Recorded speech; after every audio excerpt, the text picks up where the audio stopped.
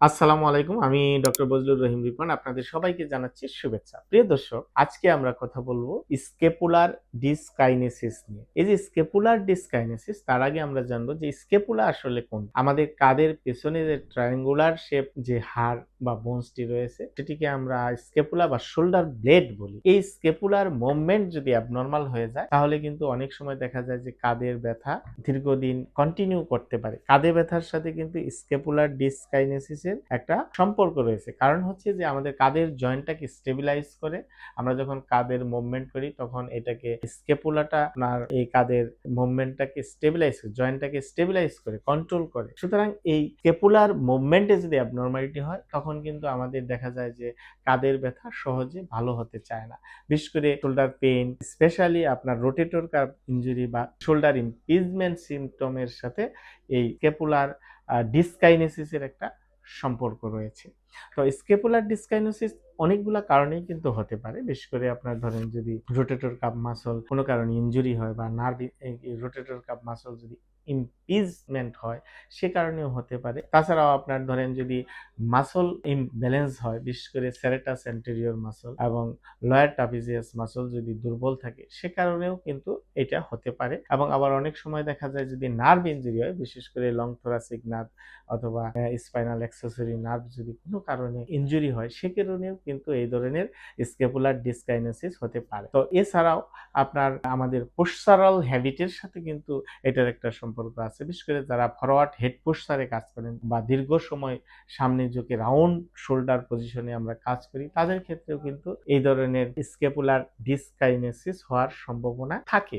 এটা হলে সাধারণত দেখা যায় যে আমাদের স্ক্যাপুলার যে ইনার বর্ডার আছে, সেটা আমরা যখন হাতটা উঁচু করি তখন একটু উঁচু হয়ে ওঠে। যাদের ক্ষেত্রে আপনার শোল্ডার পেইন দীর্ঘদিন থাকে, বিশেষ করে বিভিন্ন ব্যথানাশক ওষুধ বা বিভিন্ন চিকিৎসায়ও দেখা যায় কাঁধের ব্যথা বা শোল্ডার পেইন সহজে কমতে চায় না, যাদের ক্ষেত্রে এই ধরনের স্ক্যাপুলার ডিসকাইনোসিস থাকে। তো এই ধরনের শোল্ডার পেইন কমাতে চাইলে আমাদের আগে অ্যাসেসমেন্ট করে দেখতে হবে যে আসলে তার শোল্ডার স্ক্যাপুলার ডিসকাইনোসিস বা স্ক্যাপুলার অ্যাবনরমাল মুভমেন্ট আছে কিনা। আমরা যদি স্ক্যাপুলার অ্যাবনরমাল যে মুভমেন্ট বা ডিসকাইনোসিস থাকে, সেটাকে যদি আমরা কারেকশন না করি, তাহলে কিন্তু আমাদের এই ধরনের শোল্ডার পেইন সহজে কমানো সম্ভব না। কারণটা হচ্ছে যে আমাদের শোল্ডারের মুভমেন্টটাকে কন্ট্রোল করে স্টেবিলাইজ করে স্ক্যাপুলা। যখন অ্যাবনরমাল মুভমেন্ট থাকে তখন স্টেবিলাইজেশন পাওয়ারটা দুর্বল হয়ে যায়। ফলে আমাদের শোল্ডারের মাসলের উপর অতিরিক্ত লোড পড়ে, চাপ পড়ে, ফলে তার ব্যথা সহজে কমতে চায়। সুতরাং প্রিয় দর্শক, আজকের এই আলোচনার মূল বিষয়টি হলো এ কারণেই যে অনেক রোগী আছে যারা দীর্ঘদিন যাবৎ শোল্ডার পেইনে ভুগছেন, তারা বিভিন্ন ধরনের চিকিৎসা নিচ্ছেন, কিন্তু এই জায়গাটিতে তাদের কারেকশন না করার কারণে তারা দীর্ঘ সময় যাবৎ এই শোল্ডার বা কাঁধের ব্যথায় ভুগে থাকেন। এই ধরনের রোগী যারা আছেন, বিশেষ করে হাত উপরে উঠাতে গেলে বা ওভারহেড যে কোনো অ্যাক্টিভিটি করতে গেলে শোল্ডার ব্লেডটা আপনার ইনার পার্ট, ভিতরের পার্টটা একটু উঁচু হয়ে থাকে, তাদের ক্ষেত্রে আপনার এইটাকে কারেকশন করা খুবই জরুরি। তো এই ধরনের সমস্যা যাদের আছে তারা অবশ্যই একজন বিশেষজ্ঞ ফিজিওথেরাপি চিকিৎসকের পরামর্শ নিতে পারেন। কারণ একজন বিশেষজ্ঞ ফিজিওথেরাপি চিকিৎসক কিন্তু সবসময় তার মুভমেন্টটাকে অ্যাসেসমেন্ট করে, তার ফাংশনটাকে অ্যাসেসমেন্ট করে, হ্যাঁ, মাসলের পাওয়ারটাকে অ্যাসেসমেন্ট করে, নার্ভের কন্ডিশনটাকে অ্যাসেসমেন্ট করে। ফলে